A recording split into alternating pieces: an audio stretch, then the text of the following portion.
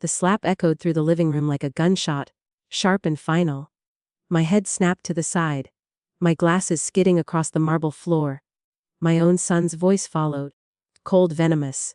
"This isn't your home anymore. Get out." For a moment, I forgot how to breathe. I looked at him, 6 feet tall, broad shoulders, wearing the confidence I once stitched into his bones with sleepless nights and broken dreams. His eyes didn't tremble. They didn't apologize. They judged me, like I was an unwanted guest who had overstayed his welcome. My wife stood behind him, silent, not shocked, not angry, just absent. I bent down slowly, my knees screaming as I picked up my glasses. The world came back into focus, too clear, too cruel. The walls I had painted with my own hands stared back at me like strangers. The chandelier I bought after my first promotion shimmered above us, mocking me. I wanted to scream. I wanted to ask why. Instead, I swallowed everything. "Fine," I said softly. My son laughed. "See, you were always weak." Weak, that word stayed with me as I walked out of the house barefoot, my old coat hanging off my shoulders like a reminder of what I had become. The gate closed behind me with a metallic finality. No one followed. No one called my name. That night I slept on a park bench. The cold didn't hurt as much as the memories. His first bicycle, his first fever. The nights I skipped meals so he could attend a better school. I stared at the dark sky and realized something terrifyingly calm settle inside my chest. They think I'm finished. Days passed, then weeks. I took a job cleaning floors in a corporate building downtown. No one looked at me twice. I liked that. Invisibility is a powerful thing when people underestimate you. While mopping marble corridors, I listened. People talk when they think you're nothing. Names, deals, secrets. One night, as I scrubbed the boardroom floor, I saw a familiar logo flash across the presentation screen before the executives left. My son's company. His company. The one he bragged about on social media. The one he said he built from nothing. I smiled for the first time since the slap. From that night on, I stopped sleeping early. I started watching, learning, calculating. I remembered who I used to be before I became just a father. Before I handed my power away in the name of love. I wasn't weak. I was patient. Months later, I stood across the street from my old house. The lights were brighter now, new cars in the driveway. My son had grown louder, crueler. He spoke about loyalty on podcasts while stabbing people in silence. Just like he stabbed me. Inside my pocket was a small notebook, names, dates, transactions. Every betrayal neatly documented. Every lie traced back to its source. I whispered to myself, barely audible. "You took my home, now I'll take your world." The wind carried my words away, but the promise stayed. And somewhere deep inside, the man my son thought he destroyed finally stood up straight. I didn't rush. That was the first lesson revenge taught me. I spent another year becoming smaller in their eyes and sharper in my own. I learned systems the way I once learned my son's heartbeat when he was an infant, patiently, obsessively. I studied contracts, shell companies, investor psychology. I memorized faces, voices, weaknesses. Power never screams. It whispers, and I learned how to listen again. At night, I rented a single room above a closed tailoring shop. No windows.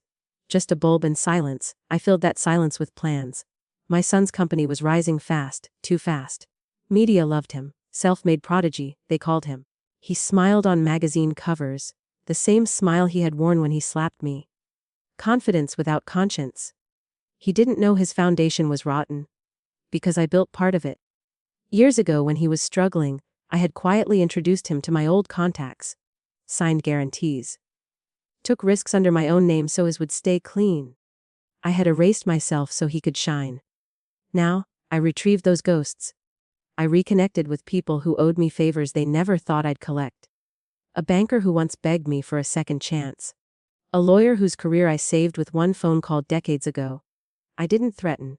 I didn't beg. I simply reminded them who I was. The first crack appeared quietly. An audit.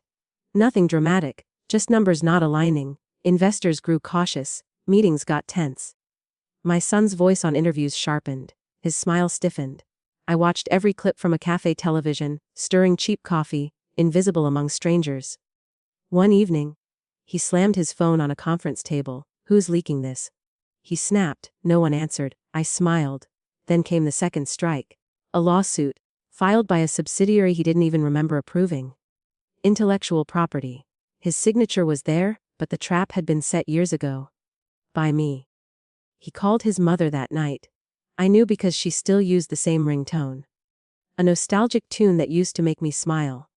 "I think someone's sabotaging me," he said. Panic bleeding through his arrogance. She whispered, "We'll handle it."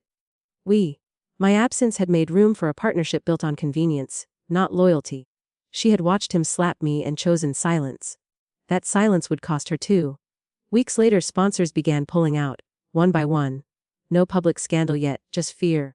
The kind that spreads faster than truth. The board demanded explanations. He offered excuses. At home, the home that was no longer mine.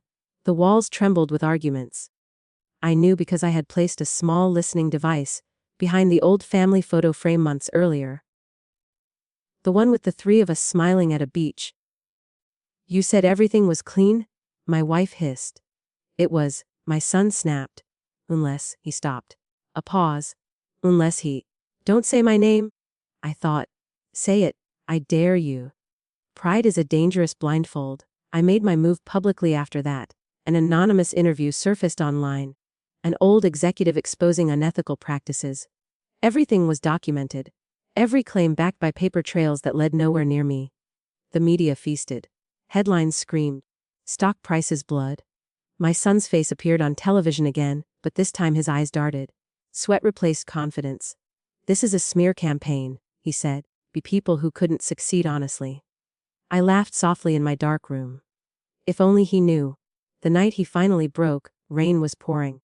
I stood across the street from the house again, watching lights flicker on and off like a failing heartbeat. Inside, he shouted. Through something, glass shattered, then silence. I walked away before he could look out the window. The next morning, I made sure our paths crossed. Same building. Same lobby. I was mopping the floor when he stormed in. Phone pressed to his ear, tie loosened, face hollowed by stress. He didn't see me at first. Then he did. His voice died mid-sentence. He stared like he was seeing a ghost he hadn't buried deep enough. "You," he whispered, covering the phone. I didn't look up immediately. I finished a slow stroke with the mop. Let the moment stretch. Let him feel small. "Yes," I said calmly. "Men? What are you doing here?" His voice cracked, anger scrambling to cover fear. "Working," I replied. Same as always. His eyes searched my face, desperate for weakness. He found none. "Did you?" He stopped himself, swallowed. "Is this you?" I met his gaze for the first time since the slap. "I warned you once," I said quietly. "You just didn't hear it." "I never." His phone buzzed violently. He glanced at it, went pale. The call ended his denial. The elevator doors opened behind him. People watched, listened, judged. I leaned closer and whispered, "You took my name out of your life. I took your life out of your name." For the first time, he looked like a child again, lost. Cornered. Security called his name. Not respectfully. Officially. As they escorted him away, he looked back at me. Not with hatred, with understanding. I watched until the doors closed. Then I went back to mopping the floor, humming softly. Because revenge isn't loud. It's complete. And I wasn't done yet. The fall didn't happen all at once. That's the mistake people make when they imagine revenge. They think it's a single moment, a punch, a scream, a courtroom verdict. But real destruction is quieter. It happens in layers, slowly. So the victim has time to understand exactly what they're losing. My son was released the same evening. No cuffs. No charges yet. Just an investigation. But the damage was already irreversible. The market reacts to fear faster than facts. By nightfall, his company's value had collapsed like a lung punctured from the inside. I sat alone in my rented room, listening to the rain drum against the tin roof, watching the numbers fall on a borrowed laptop. Each red arrow felt like a breath returning to my chest. I didn't celebrate. Celebration makes you careless. Instead, I prepared the next phase. The board turned on him within days. Men who once toasted his brilliance now questioned his judgment. They demanded internal reviews, forced leaves, temporary suspensions that everyone knew were permanent. He tried to fight them. He threatened. He begged. They recorded everything. One of them sent me the files anonymously. A thank you gift, I assumed. At home, the house became a war zone. I listened as my wife cried for the first time in years, not for me, but for the life slipping through her fingers. The expensive dinners, the trips, the illusion of control. He's your son, she said one night, voice breaking. You promised to protect him. I did, he snapped back. But from others, not from. He stopped again. My name hovered in the air like smoke. Then came the letter. An eviction notice. Not for me, for them. The house I was thrown out of, was never truly his.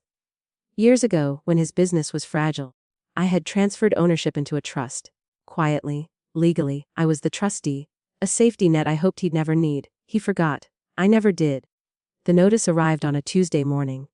30 days, no extensions. The bank wanted its guarantees enforced. My guarantees. The screaming that followed was biblical. He called everyone. Lawyers, politicians, friends who stopped answering. Finally, with nothing left to burn, he dialed the number he swore he'd erased. Mine. I let it ring. And again. On the 5th call I answered. Hello, I said calmly. Silence. Then breathing. Ragged. Familiar, please, he said, not my name. Just that word. If this is you, please. I closed my eyes. For a second, a dangerous second, I saw him at 7 years old, asleep on my chest during a thunderstorm, trusting me to keep the world away. Then I remembered the slap. This isn't your home anymore. You told me to get out, I said softly.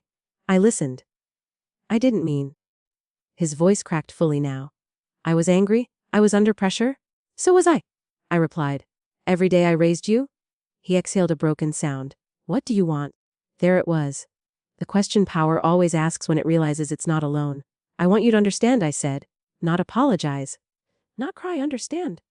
I do, he whispered. I swear I do. No, I said. You don't yet? I hung up. The next week stripped him down piece by piece. The press turned savage. Former employees spoke out. Old partners exposed emails. Every lie surfaced like a corpse in floodwater. His face became a symbol, not of success, but of arrogance.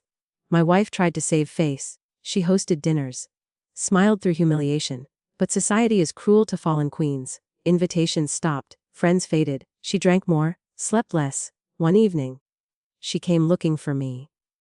She found the tailoring shop. I watched from across the street as she stood under the flickering sign, clutching her purse like a shield. She looked older, smaller. The way I must have looked the night I left. I didn't move until she knocked. When I opened the door, she flinched. You look different, she said.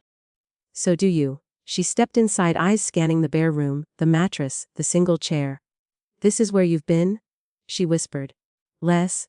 Her lips trembled. You could have come back. I met her gaze. You watched me be slapped and said nothing. She had no answer. He's destroyed, she said finally. Our son? No, I corrected. He destroyed himself. I just stopped protecting him from the consequences. Tears ran freely now. He needs you. I laughed, not loudly, but honestly. He needed me years ago. She reached for my hand. I stepped back. Leave, I said. She did. The eviction date came. I stood across the street again, watching movers carry their lives into trucks. My son supervised in silence, hollow-eyed, a man twice his age overnight. When he noticed me, he froze. We stared at each other through the open gate. This time he walked toward me, slowly, carefully, like approaching a loaded weapon. I was wrong, he said. No theatrics. Just exhaustion. About everything? I nodded. Yes. He swallowed. Is there anything left I can do? I stepped closer until we were inches apart. There was a moment, I said quietly, when all this could have stopped. When? He asked. When you raised your hand, I said. And chose who you were? He closed his eyes. I turned away before he could say anything else. Behind me, the gate closed again.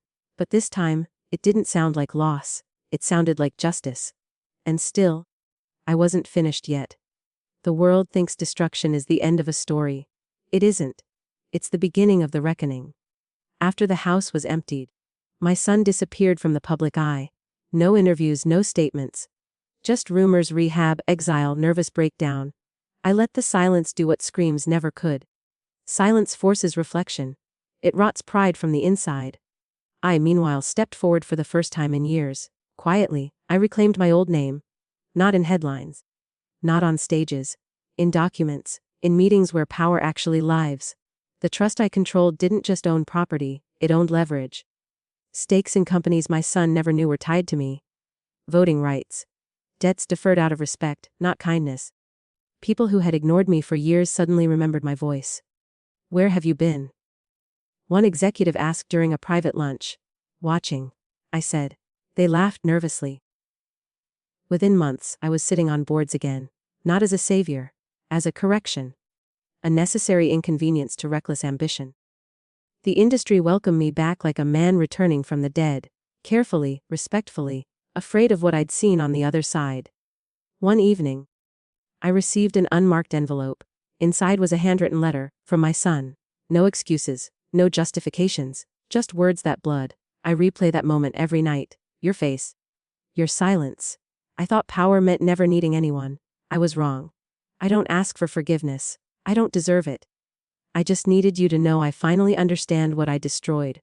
I folded the letter slowly. Understanding had arrived. Too late, but arrived nonetheless. Weeks later, he asked to see me. I chose the place. A small cafe near the park where I had slept that first night.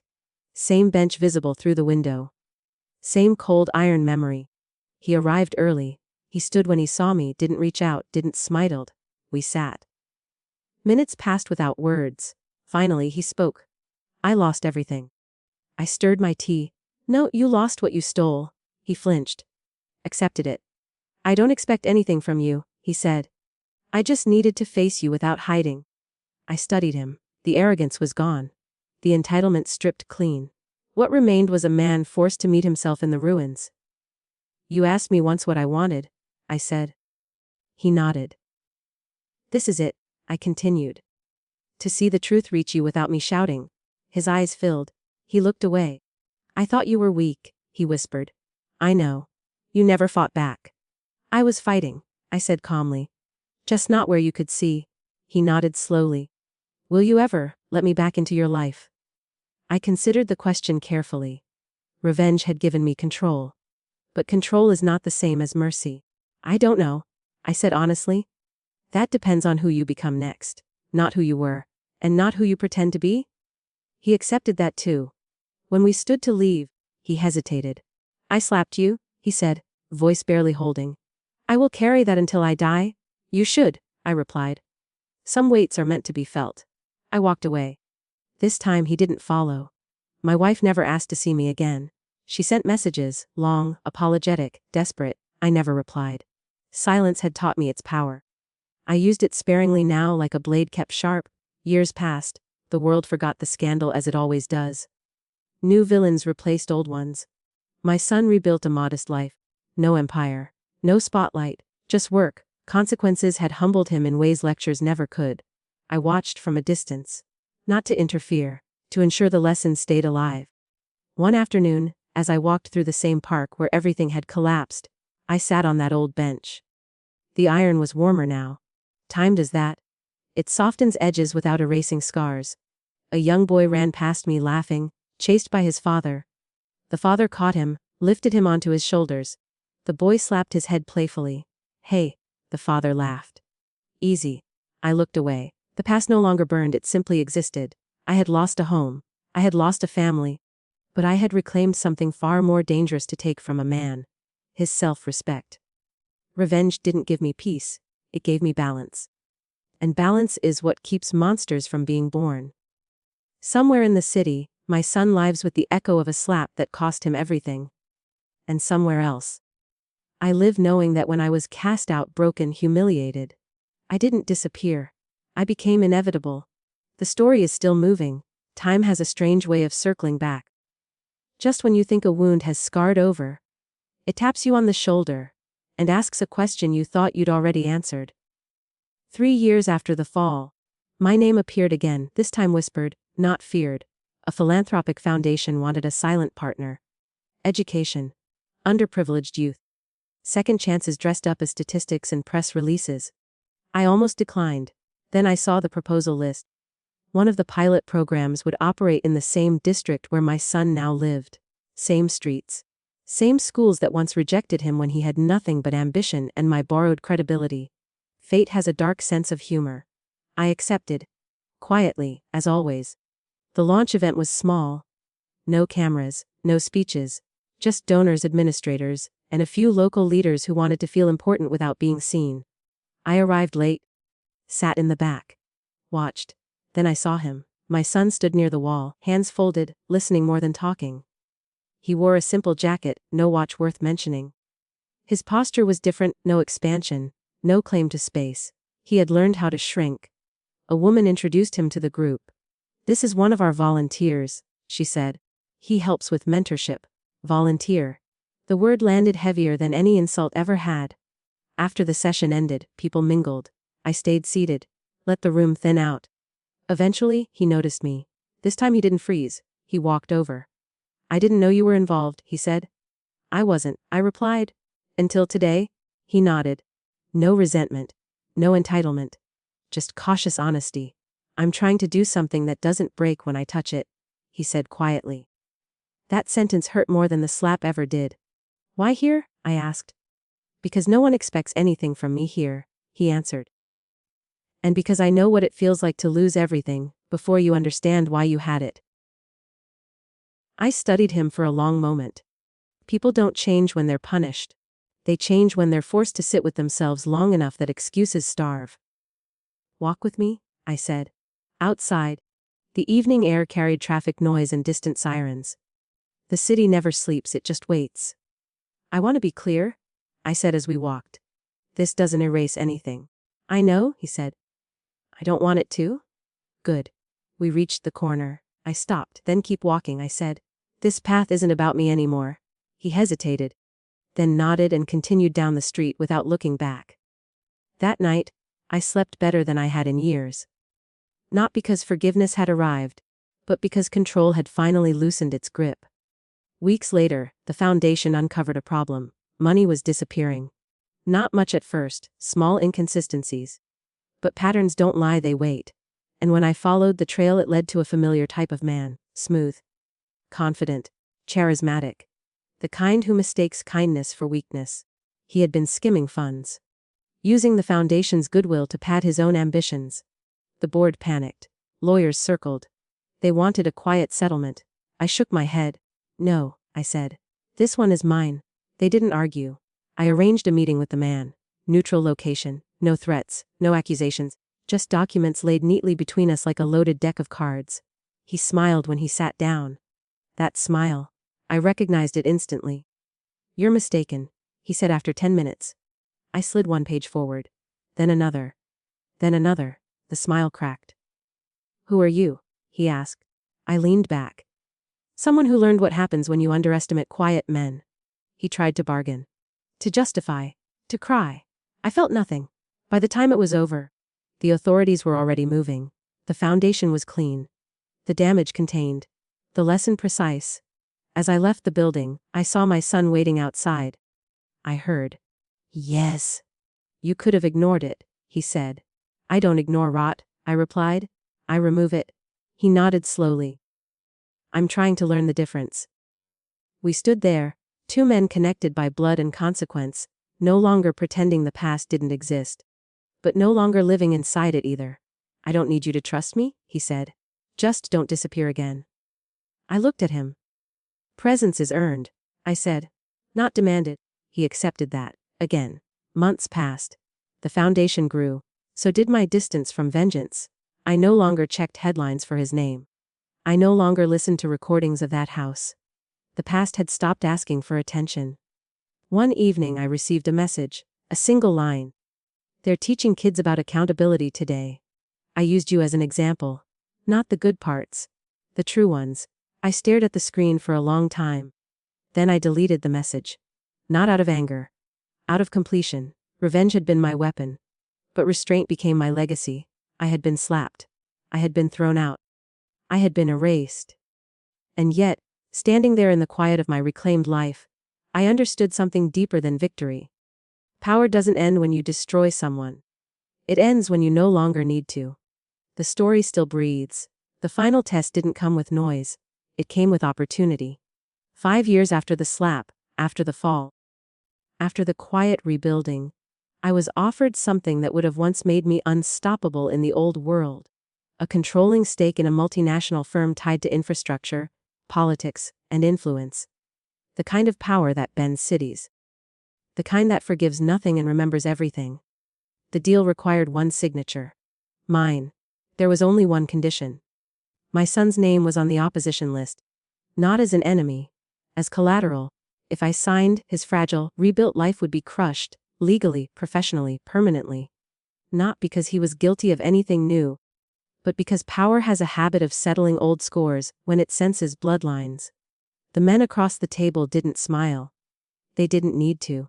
They assumed they knew me. You don't owe him anything, one of them said calmly. He made his choices, so had I asked for the night. They agreed. That evening, I walked alone through the city. Past glass towers I once helped finance. Past restaurants where I used to be recognized. Past shadows that still remembered me even when people didn't. I ended up at the same park again. The bench. Everything began there. I sat down, hands folded, and for the first time in years, I allowed myself to replay the slap without armor. The sound. The humiliation. The moment I realized love does not protect you from being erased.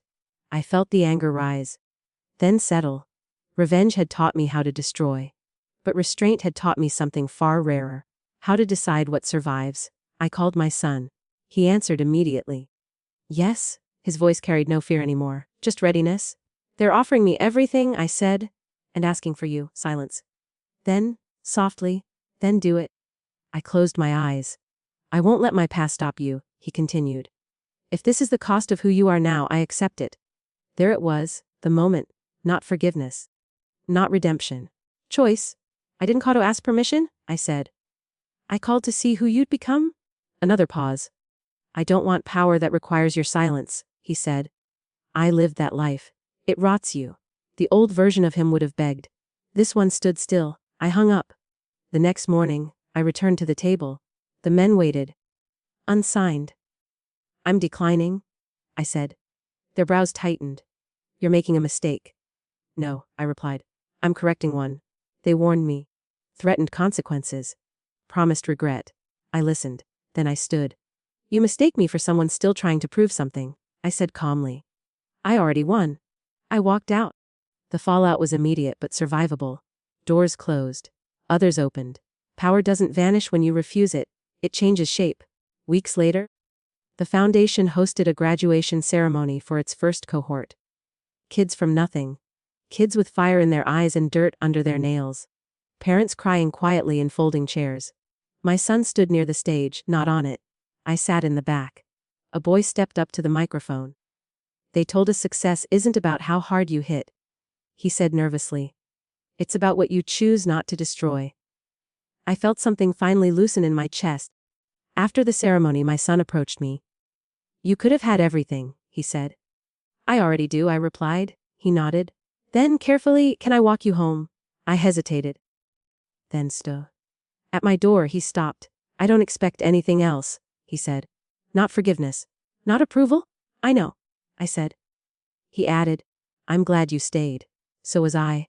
Inside, I poured myself a drink and sat by the window. The city breathed. Allah different. Fair in its own cruel way. I thought about the man who slept on a bench after being slapped by his own son. That man had been broken. But he had listened. And because he listened, he learned how to wait, how to build, how to strike without becoming hollow. The world never saw my revenge. They saw a scandal, a collapse, a comeback. But I knew the truth. The real victory wasn't taking his home. It was refusing to take his future. Because the most devastating power a man can wield is the ability to end the cycle. And I did. The story stands here, balanced on the edge of what was taken, what was returned, and what was finally chosen. The door closes, not with a slam, but with a certainty that doesn't echo. Somewhere, a man lives in a home he rebuilt with humility. Somewhere else, an older man sleeps without replaying the sound of a slap. The city moves on, unaware of how close it came to birthing another monster. Nothing more needs to be taken. Nothing more needs to be proven. What was broken was understood. What could have been destroyed was spared. And that was the final act of power.